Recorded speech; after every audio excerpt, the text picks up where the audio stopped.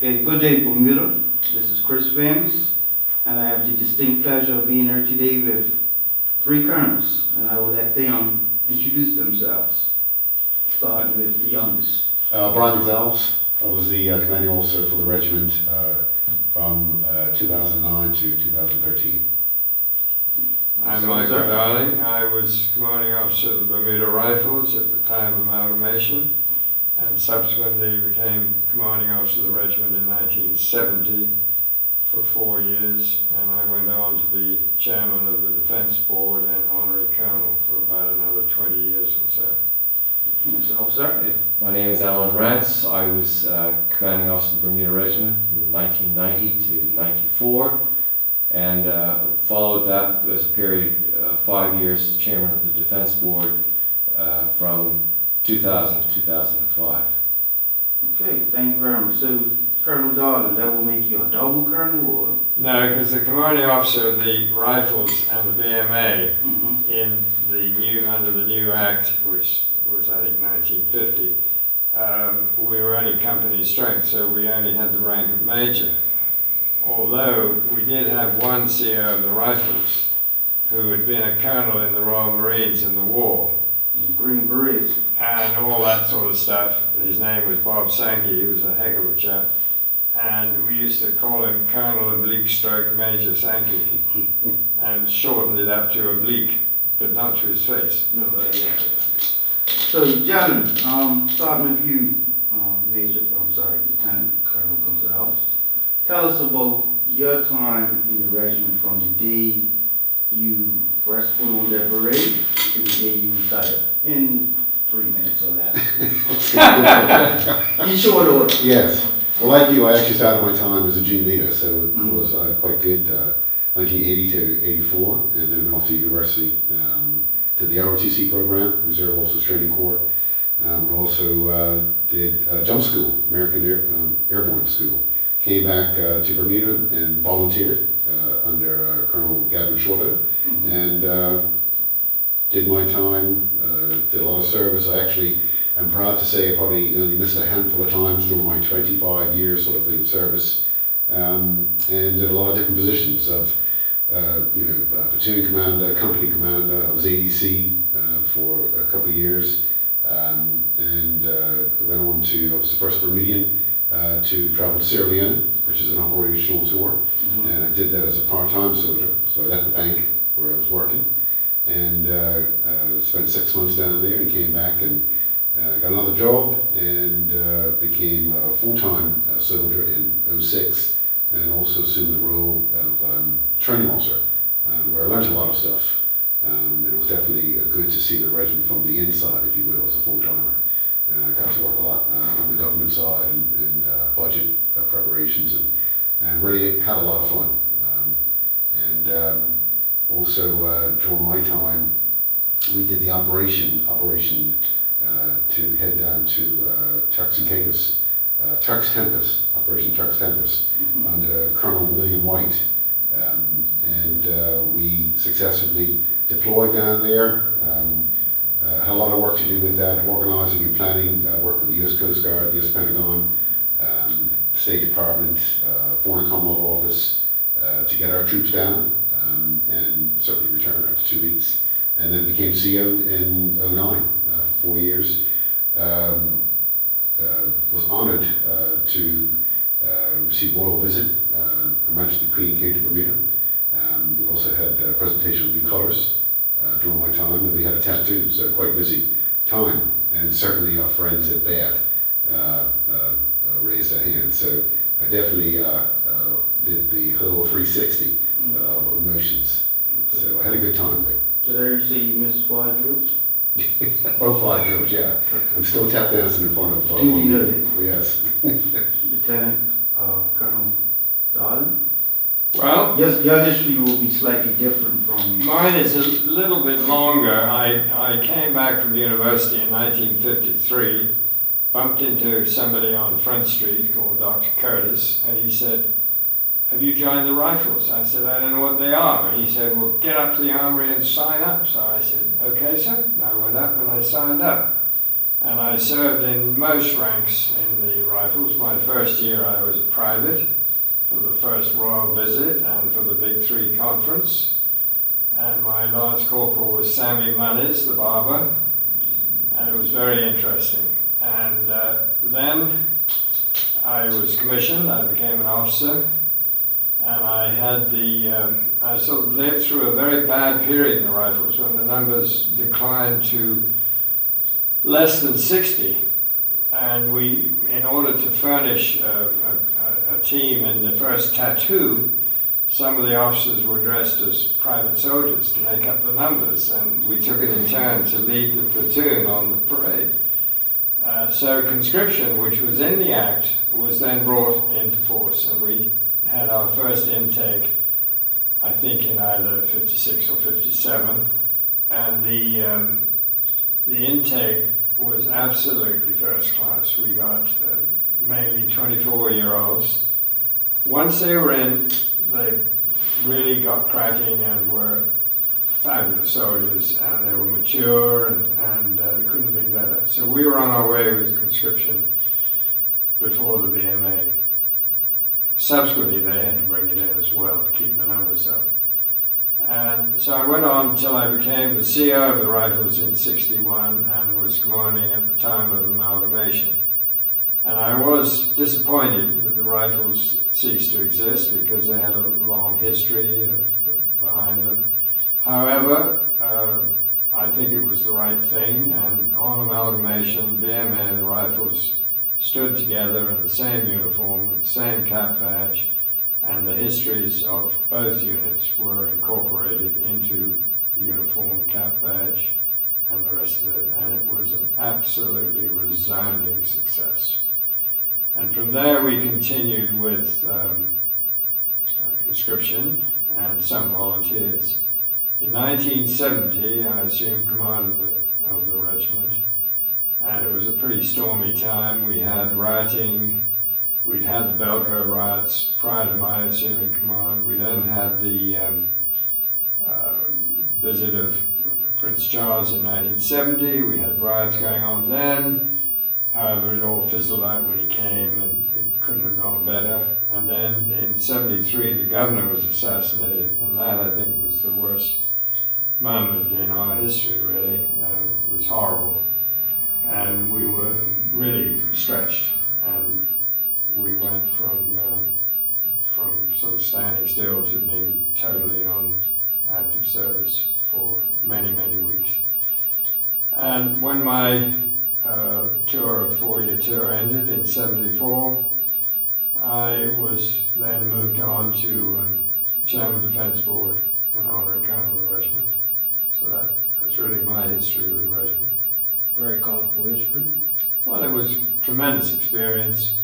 Met sort of people a normal lieutenant colonel would never meet: kings and princes, presidents. I can't tell you how many times we did things for presidents and things. And one of the most interesting ones was the visit of Haile Selassie. And he was an honorary field marshal in the British Army.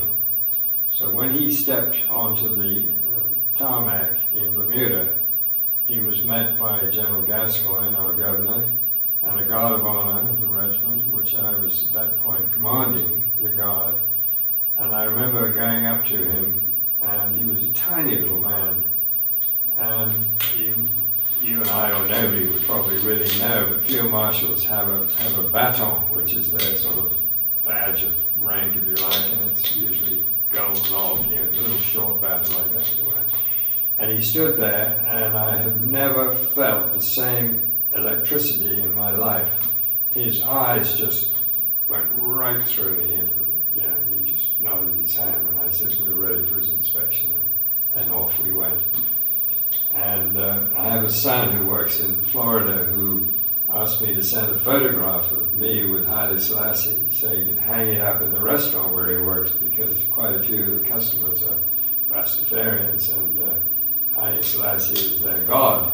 Mm-hmm. And he wanted to say, there's my dad, with the top man. he's an apostle. So, yeah, exactly. So, you know, one had these sort of marvelous experiences of wining and dining with popes, princes, kings, and queens, and all the rest of it, and of course, Bermuda's politicians. You know, it was very interesting meeting them over the years, all different types and sizes and shapes. So I had a very, very, very interesting time. Anybody ever confuse you with General Eisenhower? No, I don't. I wish they had, yeah. That sort of Eisenhower lookable. Or maybe it's because I lost all my hair. I don't think I looked like Eisenhower when I had hair, but that's all right.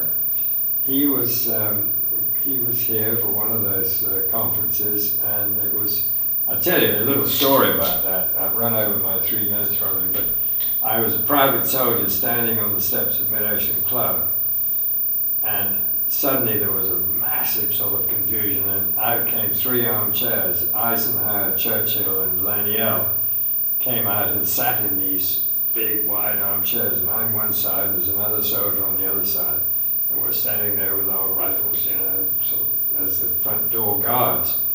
And then about 300 press appeared, and they were down the bottom of the steps in a great loop.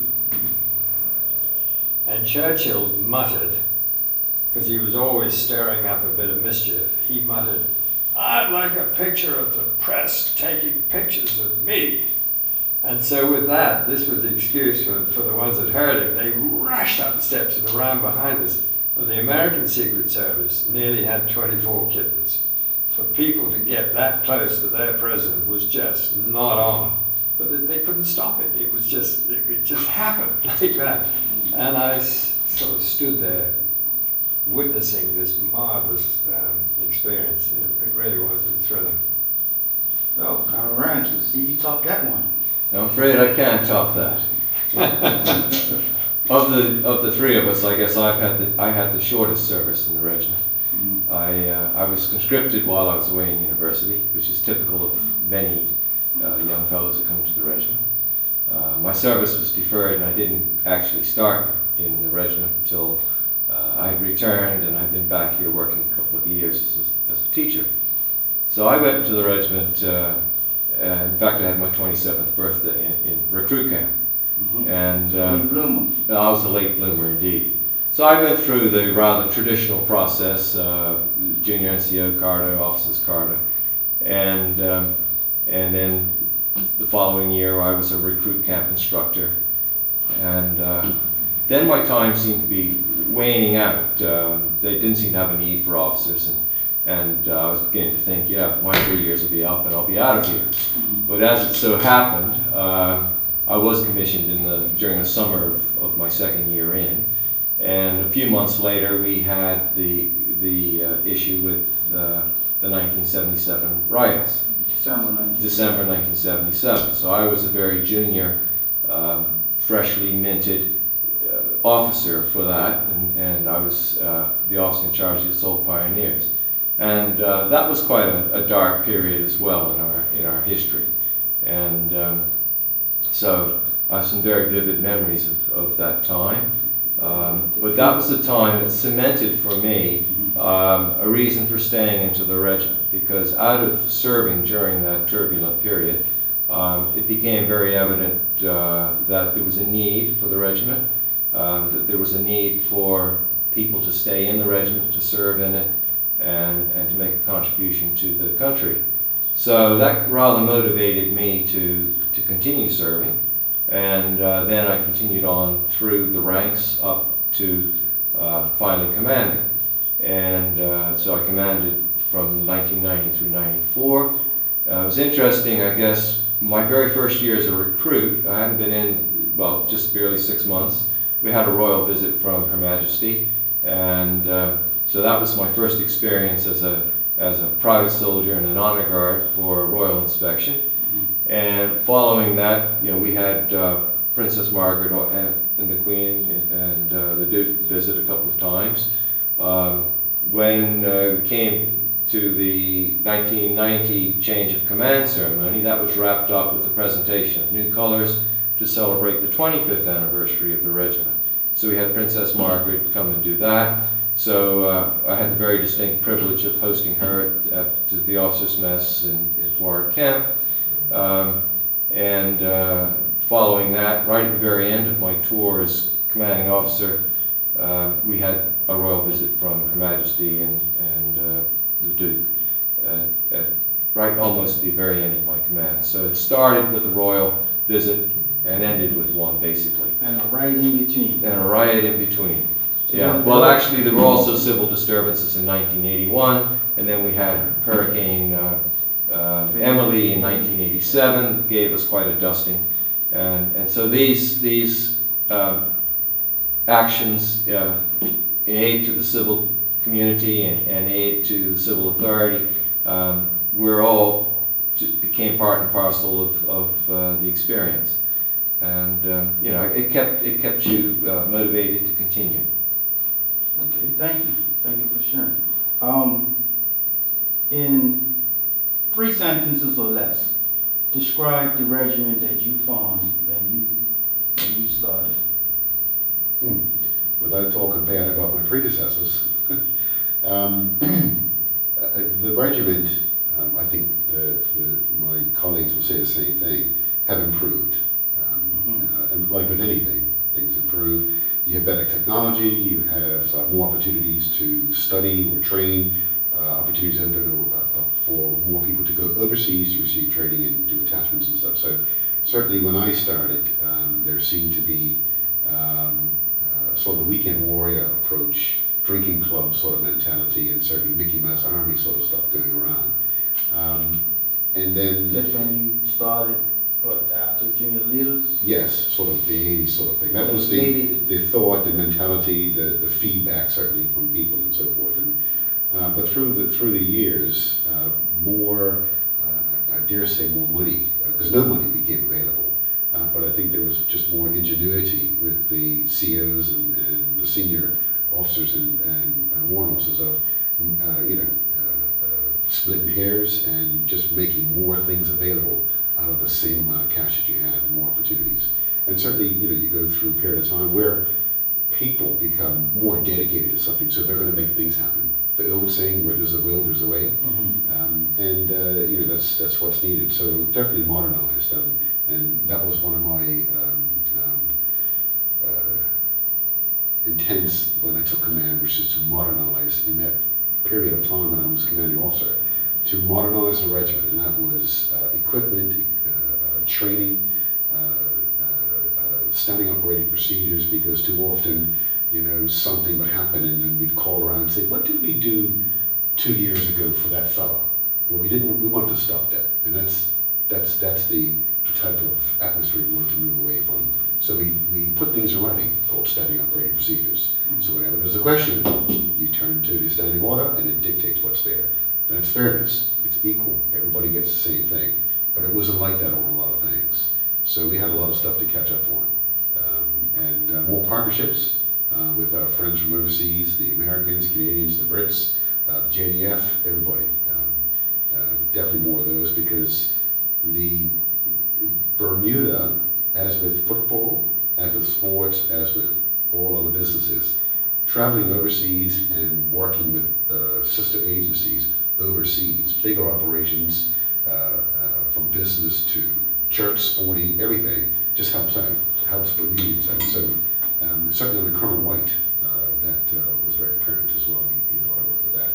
But that was the intent. However, during my time, the regiment was cut over $1 million in budget. So we had to do the same for less.